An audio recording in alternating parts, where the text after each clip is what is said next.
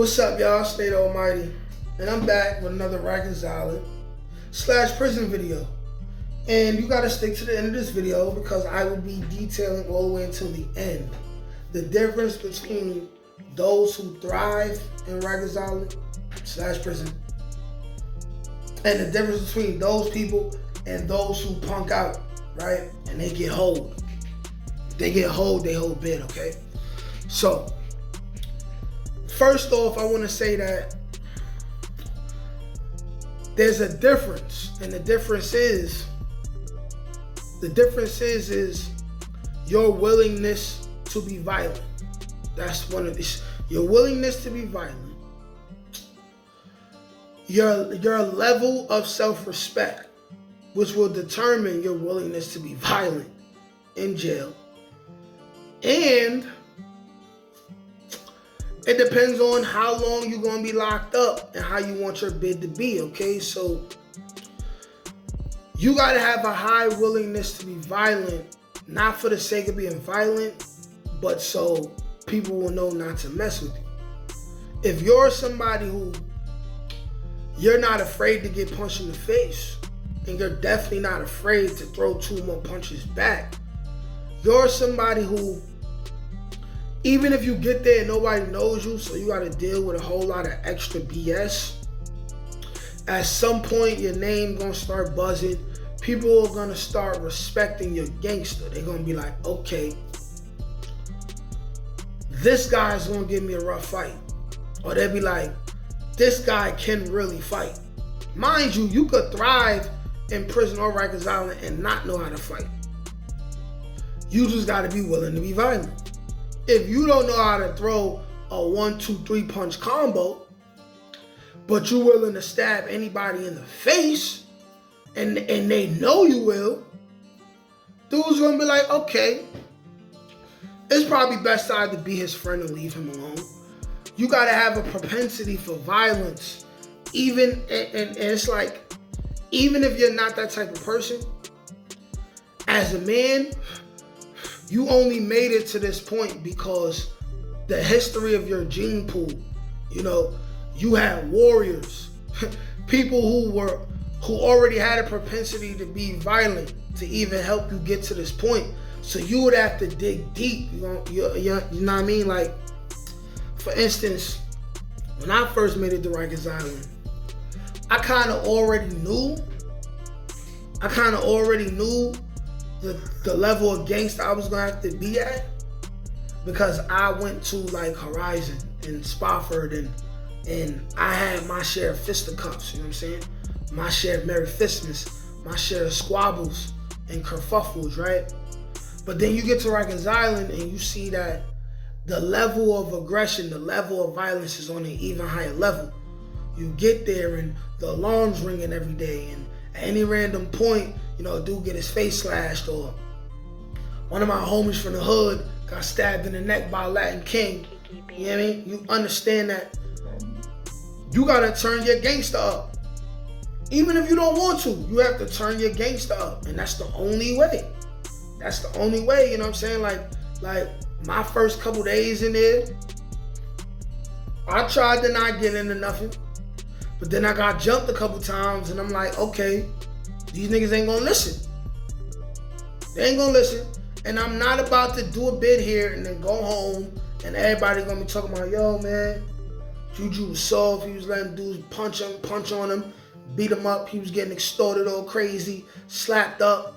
I had to think about the type of person I wanted to be. So I had to turn my gangster up. And I did just enough to where I had respect and my name was gonna be buzzing.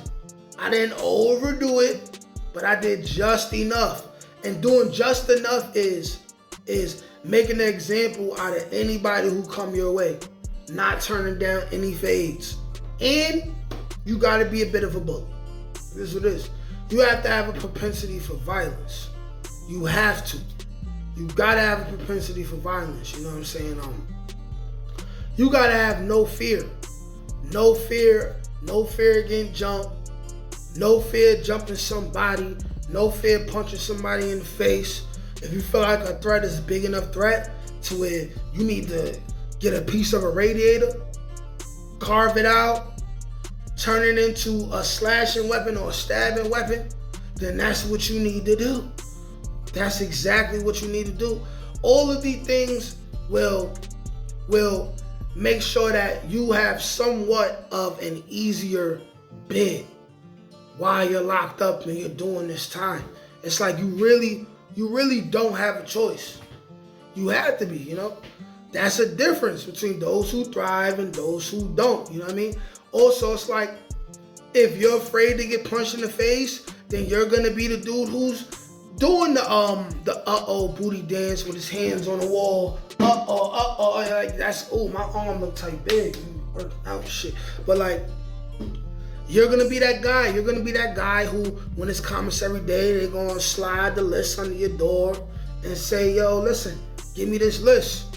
You know, you're gonna be the person who, your mother's sick and you wanna call your mother, but the tough guys in the house are like, yo, give me a phone call. And then you're giving them the phone call because you're puss for gush. Like, that's gonna be you. And if you ain't wanna be that person, you had to unlock an extra level of gangster. You know what I'm saying? You have to. You had to. Now, some guys, you know, they don't thrive because maybe they're like, yo, listen, I'm going home in 30 to 90 days anyway.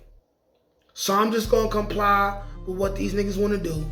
And then I'm gonna go home, I ain't never gonna see him again anyway. And that's fine and dandy for you if you're somebody who's unlike me and you don't come from one of the toughest neighborhoods in the Bronx and one of the most known and most violent neighborhoods in the Bronx. I come from Cortland.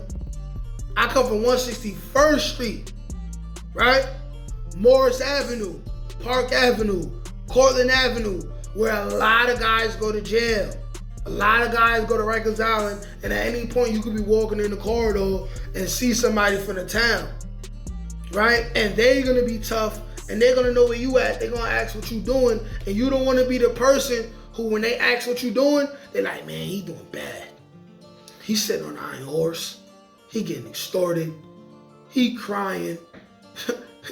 They making him slap box dudes on Friday nights. You know what I mean? Like he washing drawers, getting the doodle stains rubbed off in his face.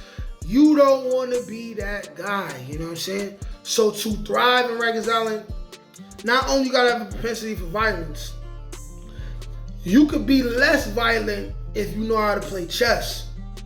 If you know how to play chess and you know how to get cool with the right people, and them really being genuinely cool with you, not viewing you as somebody who they gotta protect. So you gotta play chess enough to, you get cool with the right people, you associate with the right people, but they also know that you're tough and you have a propensity for violence. They could be tougher than you. They could be a high-ranking gang member and you're not even a high-ranking gang member, and they'll say, hey, yo, listen, join this gang, join this team. Or if not, they'll be like, yo, listen, this is my mans. I'm riding with my mans, don't touch my mans. And then you show your loyalty by proving your loyalty to that person by, I guess, making yourself, what's the term I'm looking for? Taking advantage of any opportunity, right? Without becoming a crash dummy. Because if you do this more than once or twice, now you're a crash dummy. But you gotta take advantage of an opportunity to show your loyalty to someone who may have more power or status than you in any given area, dorm, house, mod, cells, whatever, right? For instance, let's say the person who's higher ranking than you, y'all cool. Let's say he gets snuffed by someone else and you didn't see it coming. You jump into action. You knock that dude out.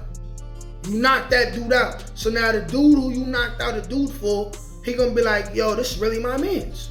And he really might be your mans, so wouldn't you do that for your mans out in the town? You know what I mean? You could play chess and you could end up at a high level of power. Like Rikers Island in prison is really like Game of Thrones. You know what I mean? The most violent dudes don't always make it to the top. The smartest dudes, the dudes who, you know what I mean, they play the back, they choose the right people to be cool with, They say the right things to the right people. They let situations play out. They let the stupid people take each other out. And before you know it, it's you there with a position of power. You know, like, these are the type of things that happen. Like, you gotta have propensity for violence when it's necessary.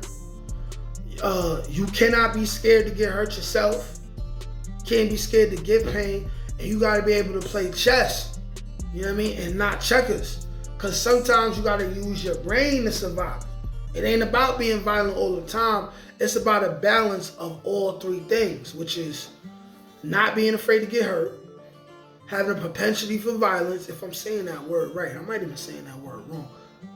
Propensity, whatever. And being able to not be violent and play chess at the same time and move the pieces around, use pawns for whatever situation. That's how you got to give it up. You know what I'm saying? But like I said, that's the difference between those who thrive and those who punk out and get their booty took at some point. Like, share, comment, subscribe, y'all. Peace.